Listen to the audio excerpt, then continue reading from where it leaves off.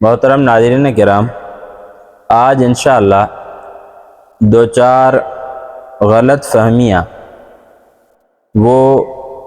آپ حضرات کے سامنے غلط فہمیاں بھی رکھیں گے اور اس کے جوابات بھی دیں گے۔ سب سے اہم بات یہ ہے کہ لوگ کہتے ہیں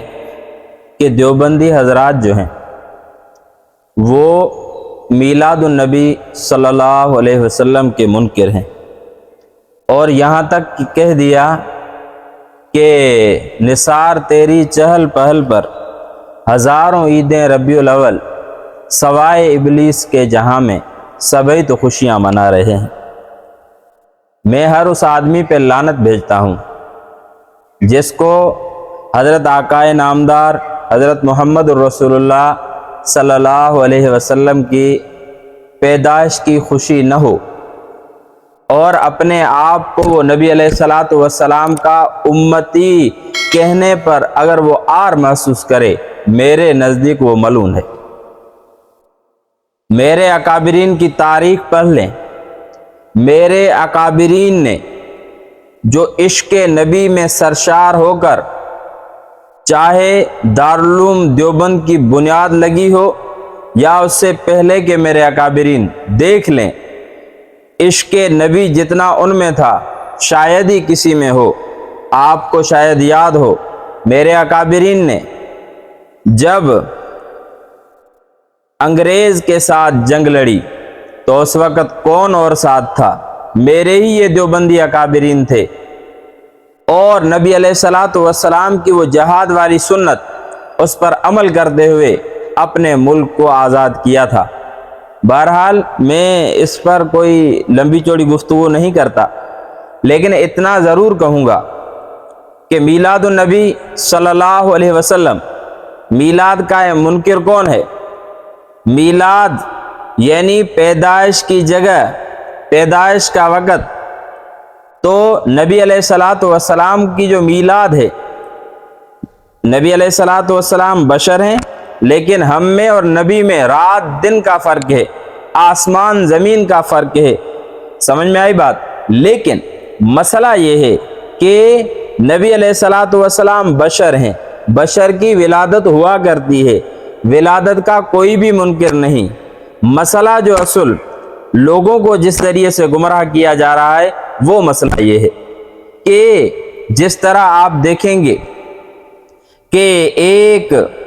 جو ہے ریلیاں نکالنا، پھر ان کے اندر جو ہے مطلب ڈانسیں کرنا، میں نے جو مخالفت کی ہے وہ نبی علیہ الصلوۃ والسلام کے شان بیان کرنے کی مخالفت قطعاً نہیں ہے۔ میں نے جو مخالفت کی ہے اس کے اندر جو خرافات ہوتی ہیں ان کی مخالفت کی ہے اور کرتا رہوں گا۔ لیکن مسئلہ یہ ہے کہ لوگوں کو بیوقوف بنانے کے لیے چند دلائل دیے جاتے ہیں، اور ایسے دلائل اگر کوئی بچہ سنے تو وہ بھی ہنس ہنس کے مطلب پاگل ہو جائے۔ دلیل کون سا ہے؟ دلیل یہ ہے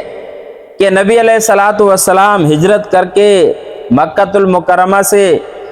مدینہ المنورہ جا رہے تھے۔ جب مدینہ المنورہ پہنچے تو وہاں کے لوگوں نے نبی علیہ الصلوۃ والسلام کا جھنڈیوں کے ساتھ استقبال کیا، اور اسی طرح کہتے ہیں کہ نبی علیہ الصلوۃ والسلام نے ان کا استقبال کیا، نعروں کے ساتھ نبی علیہ الصلوۃ والسلام کا استقبال کیا ان لوگوں نے، صحابہ کرام نے، اور چھوٹے چھوٹے بچوں نے وہاں نعتیں پڑھی، نظمیں پڑھی، اس طرح ان کا نبی علیہ الصلوۃ والسلام کا استقبال کیا گیا۔ بہرحال سوال میرا یہ ہے کہ کیا اس میں جو یہ استقبال کیا گیا تھا براہ راست نبی علیہ الصلوۃ والسلام موجود تھے یا نہیں تھے؟ ایک سوال۔ دوسرا سوال یہ ہے کہ کیا اس جو استقبال تھا، وہ جو نعرے تھے، ان استقبال اور نعروں میں یہ بات شامل تھی کہ یہ جو ہماری محفل ہے، یہ جو ہماری ریلی ہے، یہ ریلی میلاد کی نکل رہی ہے؟ زمین نیچے ہے، زمین اوپر چلی جائے، ابھی تو نیچے ہے، زمین اوپر چلی جائے، آسمان نیچے چلائے، کہیں بھی میلاد کا لفظ یہاں ثابت نہیں ہوگا۔ ایک بات یہ یہ جو واقعات بیان کیے جاتے ہیں لوگوں کو بیوقوف بنانے کے لیے، یہ واقعات ہجرت کے ہیں، میلاد کے نہیں ہیں۔ اسی طرح دوسری ایک روایت حضرت امیر معاویہ رضی اللہ تعالیٰ عنہ کی بیان کی جاتی ہے، اور پھر اس روایت کا جو ترجمہ کیا جاتا ہے اس ترجمے میں ڈنڈی لگائی جاتی ہے۔ العوام کالانعام، عوام تو جانوروں کی طرح ہے، اور عوام بیچاری کو کیا پتا کہ مولانا صاحب، علامہ صاحب، مفتی صاحب اور جو ہے بڑے فقیہ صاحب وغیرہ وغیرہ، یہ حضرت جو بیان کر رہے ہیں یہ کیا بیان کر رہے ہیں؟ وہ ایک لطیفہ سنائے دیتا ہوں کہ دو عربی زبان کے لوگ تھے، آپس میں لڑ رہے تھے۔ تو ظاہر بات ہے عرب لڑ رہے تھے تو وہ آپس میں ایک دوسرے کو جو گالیاں دے رہے تھے وہ عربی میں گالیاں دے رہے تھے۔ تو کوئی ہمارا اجمی سندھی یا کوئی مطلب اجمی آدمی وہاں ان کو دیکھا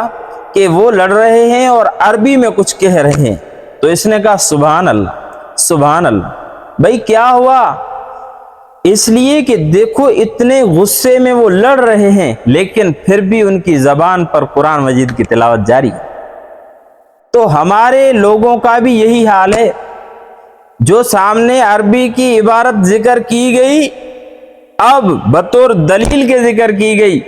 اب ان کو پتہ نہیں کہ ترجمہ کیا ہے۔ جب علامہ صاحب نے وہ ذکر کی اور اس کا ترجمہ اپنی طرف سے کر دیا، لوگوں نے واہ واہ واہ کے نعرے لگا دیے، علامہ صاحب کی بھی عزت بچ گئی، اور اسی طرح جو مطلب لوگ ہیں ان کا بھی ایک مطلب نظریہ بن گیا کہ بھئی ہم جو کر رہے ہیں یہ ہم ٹھیک کر رہے ہیں، کیونکہ حدیث سے ثابت ہے نا۔ وہ روایت حضرت امیر معاویہ کی ذکر کی جاتی ہے جو میں آپ حضرات کے سامنے مکمل روایت بھی پڑھتا ہوں، لیکن اس میں میلاد کا ذکر کہیں نہیں، اس میں محفل میلاد کا ذکر کہیں نہیں، اس میں جو ہے اس میلاد کی یہ جو ہمارے ہاں ایک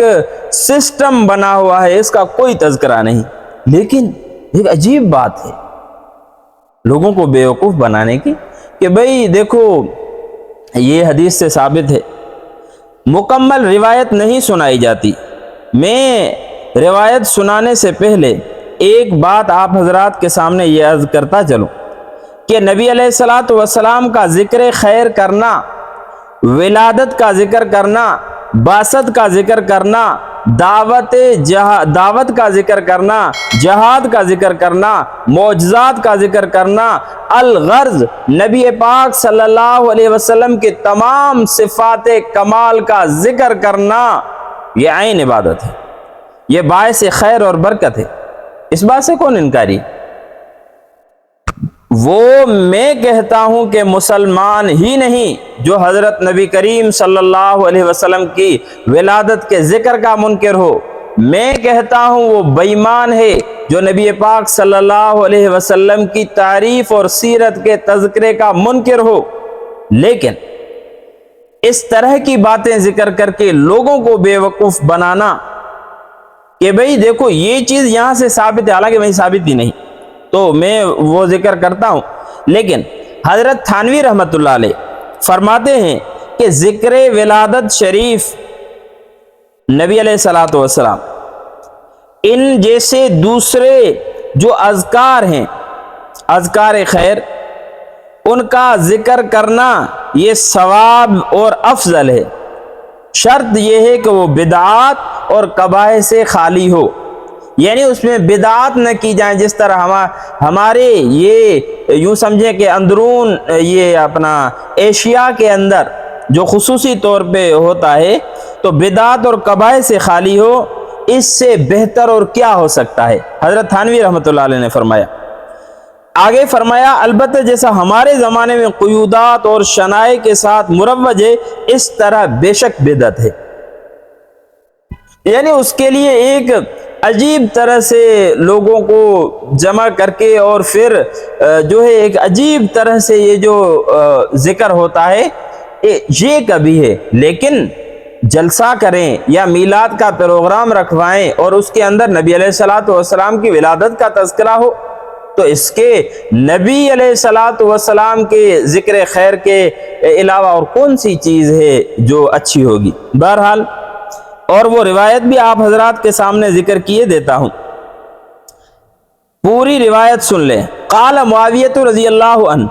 ان رسول اللہ صلی اللہ علیہ وسلم، یہ روایت ہے سنن نسائی کی کہ قال معاویہ رضی اللہ تعالیٰ عنہ ان رسول اللہ صلی اللہ علیہ وسلم خرج علی حلقۃ یعنی من اصحابہ فقال ما اجلسکم قالوا جلسنا ندعو اللہ ونحمده علی ما ہدانا لدینہ ومن علینا بک قال اللہ ما اجلسکم الا ذلک قالوا اللہ ما اجلسنا الا ذلک قال اما انی لم استخلفکم تہمۃ لکم وانی اتانی جبرائیل علیہ السلام فاخبرنی ان اللہ عز وجل یباہی بکم الملائکہ۔ یہ روایت ہے پوری، اس کا ترجمہ بھی سنتے جائیں کہ حضرت امیر معاویہ رضی اللہ تعالیٰ عنہ فرماتے ہیں کہ رسول خدا صلی اللہ علیہ وسلم صحابہ کرام کے ایک حلقے میں ایک دن تشریف لائے اور فرمایا کہ آپ کو کس نے یہاں بٹھایا ہے؟ صحابہ کرام رضوان اللہ تعالیٰ علیہم اجمعین نے عرض کیا کہ ہم بیٹھے ہیں تاکہ اللہ سے مانگیں، ندعو اللہ، اللہ سے مانگیں، اور اس نے جو ہمیں دین اسلام کی ہدایت دی ہے اور آپ کو نبی رحمت بنا کر ہم میں بھیجا ہے اور آپ کے ذریعے ہم پر احسان کیا ہے، تو اس پر اس اللہ کی حمد و ثنا بیان کریں۔ آپ صلی اللہ علیہ وسلم نے فرمایا کہ بخدا آپ اسی وجہ سے بیٹھے ہیں۔ صحابہ کرام رضوان اللہ تعالی علیہم اجمعین نے عرض کیا کہ اللہ کی قسم اسی بات نے ہمیں یہاں بٹھایا ہے۔ تو آپ صلی اللہ علیہ وسلم نے فرمایا کہ میں نے آپ سے کسی تہمت، آپ سے جو قسم لیا ہے یہ کسی تہمت کی وجہ سے نہیں لی، بلکہ میرے پاس جبرائیل علیہ السلام تشریف لائے اور مجھے بتایا کہ اللہ رب العزت تمہاری وجہ سے فرشتوں پر فخر فرما رہے ہیں۔ اس روایت سے شارحین حدیث جو ہیں انہوں نے مختلف فوائد جو ہیں وہ اخذ کیے ہیں۔ صحیح مسلم کی شرح میں چند فوائد منقول ہیں جو میں آپ حضرات کے سامنے ذکر کرتا ہوں۔ نمبر ایک فائدہ یہ اس حدیث سے نقل کیا ہے کہ مساجد میں اللہ کے ذکر کے خاطر جمع ہونے کی فضیلت، یعنی مسجد میں جمع ہو کر اللہ تبارک و تعالیٰ کا ذکر کیا جائے، اس کی فضیلت کا اس سے اندازہ ہوتا ہے۔ دوسری بات، مسلمان کے لیے ضروری ہے کہ وہ اس بات پر اللہ کا شکر ادا کرے کہ اللہ تعالیٰ نے اسے اسلام کی راہ دکھائی اور یہ کہ اللہ نے اسے حضرت محمد الرسول اللہ صلی اللہ علیہ وسلم کی امت میں سے پیدا فرمایا۔ اس سے بڑھ کر قابل فخر اور کچھ نہیں۔ اور تیسرا جو فائدہ ہے وہ یہ ہے کہ اللہ رب العزت نیک بندوں پر فرشتوں میں فخر فرماتے ہیں، یعنی جو اللہ کے نیک بندے ہوتے ہیں، اللہ تبارک و تعالیٰ کے جو انتہائی قریب ہوتے ہیں، تو اللہ رب العزت ان پر فخر فرماتے ہیں۔ لیکن لوگ جو ہیں صحابہ کرام رضوان اللہ تعالی علیہم اجمعین کے میلاد منانے پر اس سے استدلال کرتے ہیں، حالانکہ میلاد کا آپ نے ترجمہ بھی سنا، آپ کو میں نے روایت بھی سنائی، اس میں کہیں بھی نہ میلاد کا ذکر ہے نہ کہیں میلاد کا استدلال اس سے ہو سکتا ہے۔ لیکن جو لوگ یہ بیان کرتے ہیں وہ اپنی طرف سے اس کے اندر نبی علیہ الصلوۃ والسلام پر جھوٹ باندھتے ہیں اور صحابہ کرام پر جھوٹ باندھتے ہیں۔ میرے نبی حضرت محمد الرسول اللہ صلی اللہ علیہ وسلم نے فرمایا کہ جو آدمی جان بوجھ کر مجھ پر جھوٹ باندھے فَلْيَتَبَوَّأْ مَقْعَدَهُ مِنَ النَّارِ، پھر اس کو چاہیے کہ اپنا ٹھکانہ جہنم بنائے۔ اس لیے خدا را لوگوں کو بیوقوف بنانے سے زیادہ اچھا ہے کہ آپ جو ہے لوگوں کو جو صحیح دین ہے وہ سکھائیں۔ میلاد نبی صلی اللہ علیہ وسلم کا قطعاً کوئی انکار نہیں کرے گا۔ میلاد ہوا ہے، ولادت ہے، اور نبی علیہ الصلوۃ والسلام کا تذکرہ کرنا یہ کار خیر ہے، کرنا چاہیے۔ میں نے پہلے بھی ذکر کیا ہے، آج بھی ذکر کیے دیتا ہوں اور نبی کریم صلی اللہ علیہ وسلم پر میں نے یہ بھی عرض کیا تھا کہ ربیع الاول کے مہینے میں نبی علیہ الصلوۃ والسلام کا تذکرہ بھی زیادہ کرنا چاہیے، اور اسی طرح نبی علیہ الصلوۃ والسلام پر درود کی کثرت کرنی چاہیے، خصوصاً اس مہینے میں کہ اللہ تعالیٰ نے اس ماہ مبارک کے اندر، اس برکتوں والے مہینے کے اندر اللہ تبارک و تعالیٰ نے ہمیں وہ نبی عطا فرمایا جس نبی کی وجہ سے اللہ تبارک و تعالیٰ نے کل کائنات بنائی، جس نبی کی وجہ سے اللہ تبارک و تعالیٰ نے آسمان بنایا، جس نبی کی وجہ سے اللہ تبارک و تعالیٰ نے زمین بنائی، جس نبی کی وجہ سے اللہ تبارک و تعالیٰ نے 1.25 لاکھ انبیاء علیہ السلام کا سلسلہ جو ہے شروع فرمایا۔ تو جو نبی وجہ تخلیق کائنات ہو، جس کی وجہ سے اللہ تعالیٰ نے پوری کائنات کو بنایا ہو، میں یہ کہتا ہوں کہ اس کا ذکر کرنا، اس کے فضائل کو بیان کرنا، اس کی سیرت کو بیان کرنا، اس کے اہل بیت کے تذکرے کرنا، اس کے یار صحابہ کرام کے تذکرے کرنا، یہ کار خیر ہے اور باعث ثواب ہے، کرنے چاہیے۔ لیکن جو طریقہ آج کل رائج ہے اس طریقے سے بچا جائے۔ نبی علیہ الصلوۃ والسلام نے جو سنت بتائی ہے اس سنت کے مطابق جو ہے عمل کیا جائے۔ میں یہ بھی کہوں گا آخر میں کہ اس قسم کے جو لوگ آپ کو گمراہ کر رہے ہیں، آپ ان کے جھانسے میں نہ آئیں، آپ خود احادیث کو اٹھائیں، جو حوالے دے رہے ہیں وہ خود جا کر دیکھیں، اور اسی طرح قرآن مجید کو آپ پڑھیں۔ اگر یوں آپ کہیں گے کہ سوائے ابلیس کے جہاں میں سبھی تو عیدیں منا رہے ہیں، تو پھر حضرت ابوبکر صدیق نے یہ عید منائی تھی، اس کے بارے میں آپ کا کیا فتویٰ ہے؟ حضرت عمر فاروق نے یہ منائی تھی، اس کے بارے میں کیا فتویٰ ہے؟ حضرت عثمان غنی نے عید منائی تھی، اگر جواب نفی میں تو کیا فتویٰ ہے؟ حضرت علی المرتضیٰ نے عید منائی تھی، اگر جواب نفی میں تو آپ کا کیا فتویٰ ہے؟ اسی طرح